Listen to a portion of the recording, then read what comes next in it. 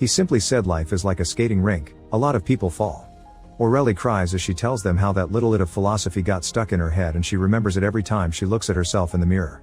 After asking about her age and her mother's, EA gathers Aurelie's tears in a little jar because she can't cry. What she can do is hear people's music, so she puts her ear against Aurelie and tells her hers is Handel, a Baroque composer, and promises her to send her a good dream at night. Later that day, Aurelie dreams of finding her lost hand dancing on her kitchen table and getting to touch it again. While walking towards their next location, EA asks Victor if he knows his death date, but he doesn't have a phone. Their second apostle, Jean-Claude, isn't home. When he was young, he had an adventurer spirit, but then reality hit him and he had to work to survive, so he ended up having a boring office job at a big corporation and getting stuck in a depressing routine without a family.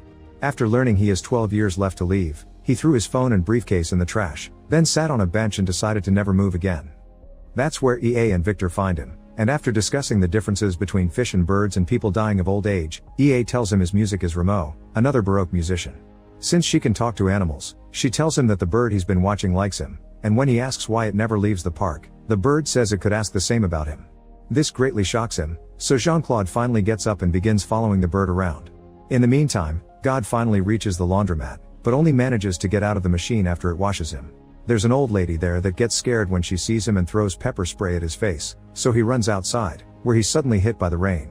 When he tries to grab a burger from the trash can, a group of hooligans stops him, saying that's not his to eat and beating him up for it. God ends up in the hospital, where he pushes away and insults the doctor for touching his wounds and not giving him morphine. Then he takes a kid's slice of bread with jam, so the mother hits him with her umbrella for it. The third apostle on the list is Mark, who has 83 days left to live and is addicted to adult entertainment. He doesn't think about his parents often, and when he does, he only remembers the caravan they used to live in. His most important childhood memory is a beautiful